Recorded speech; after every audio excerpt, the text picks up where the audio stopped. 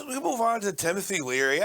Okay, Timothy Leary. He's one of these guys from the 60s. His big catchphrase was tune in, turn on, drop out. Wasn't it tune in, tune out? Or yeah, something of that nature. But I mean, Wikipedia says he was an American psychologist and author. Yeah. I know him. Is he the guy that invented LSD? Is that who he is? He did not invent it.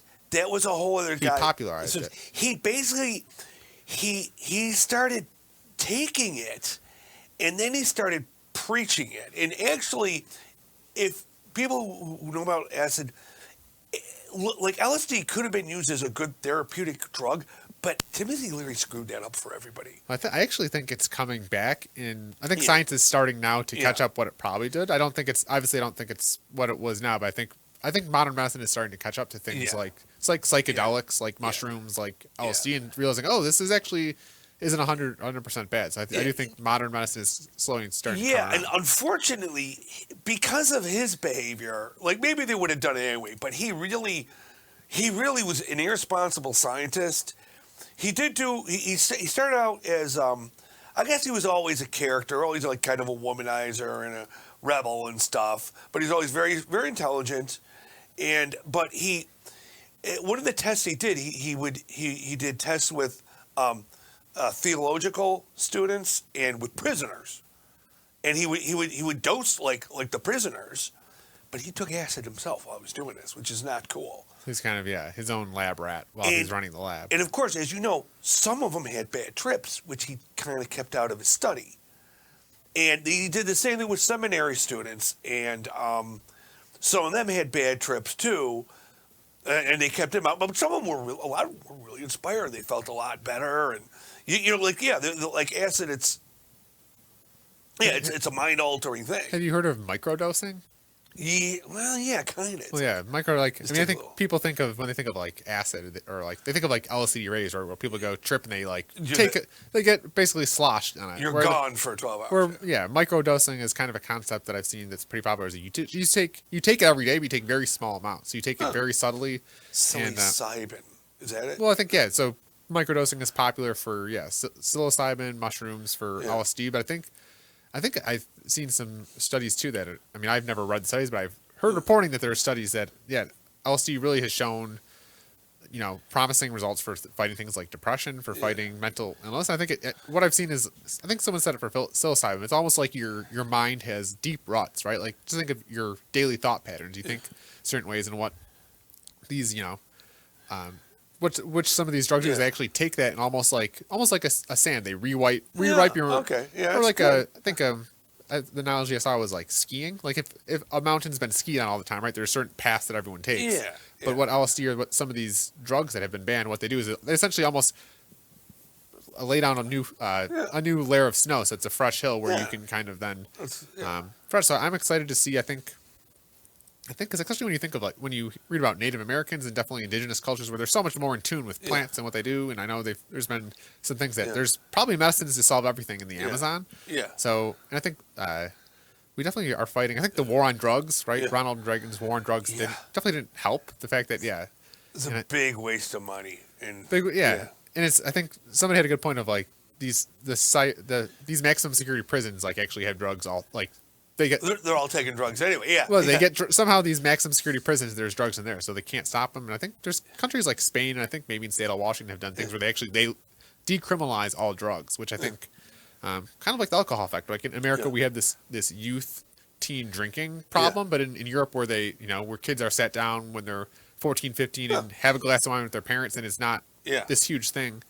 I think normalizing drugs are bad, right? If you abuse them, but anything's bad if you abuse it. So I think it's promising. But Timothy Leary. So he one of those guys that he set back science on it a while. He did set back science, and but also a fun thing that he would do is a lot of people like all the celebrities loved him, like John Lennon and Yoko Ono. Well, they would give him money too, because he got allies. Like there was this, it was this kind of a fun mafia gang / surfer hippies cult thing, and they were like a drug mafia, but they were hippies who surfed, and it was called the Brotherhood of Eternal Compassion or something, And they allied with him, and they gave him money, and they put him up in a hotel, and famous people would come there and take drugs, and he would have orgies and stuff. He did eventually get busted for drugs, and they for minor drugs, but like I think like 2 joints or something. They were going to put him away for like 30 years, but the Weather Underground sprung him. Nice, Back then, crazy stuff like that would happen. Yeah, the Weather Underground. I don't even know who they were like a terrorist group and radicals. Yeah, and they freed him, and it was pretty cool, And they ended up bringing him to Algeria, where he had to live with Eldridge, with the Black Panther Party, with the Eldridge Cleaver. He was a black radical guy from back then, and they were an odd couple in Algeria. And they really got on each other's nerves because, Eldridge Cleaver was a very serious guy. Also, very misogynistic. But they were both misogynistic. Also, he wanted money from him, too. So it was like he didn't get along with Eldridge Cleaver there. And they thought he was a narc. Which there's some truth to that. He was, thought he was counter-revolutionary and the whole Black Panther thing. So eventually they kicked him out.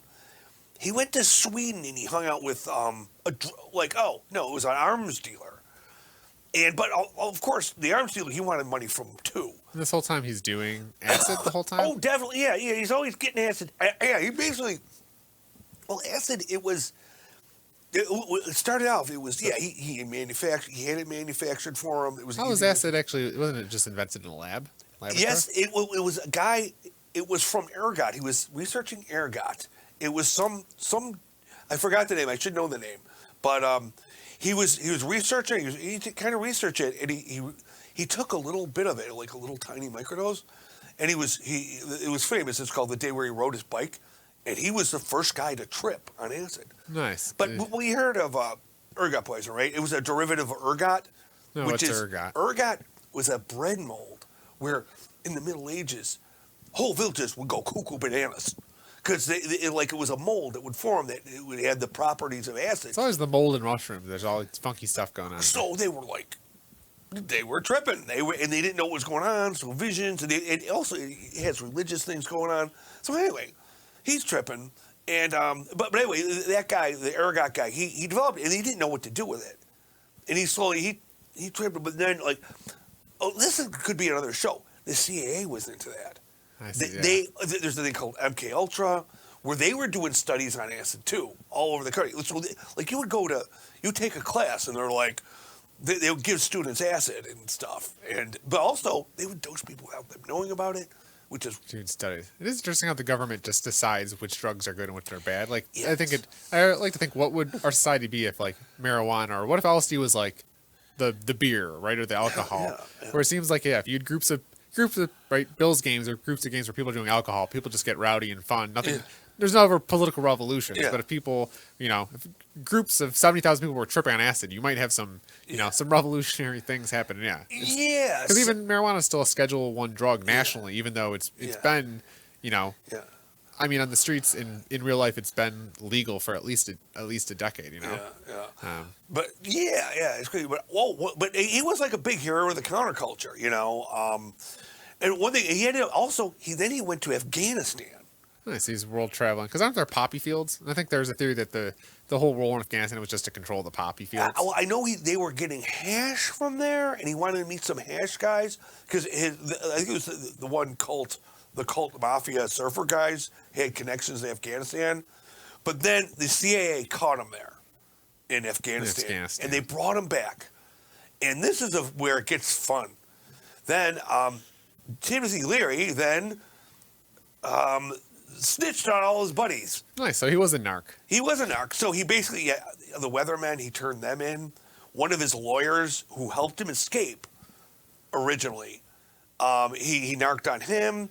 He narked on the Black Panthers. So there's a whole list of people that helped him out where he avoided like serious time. Yeah. Because of that. And, you probably could get a minimal security prison where he could have been tripping on acid and feeding the CIA secrets. There's no need to turn people in. Yeah. So that was a fun thing he did. Yeah.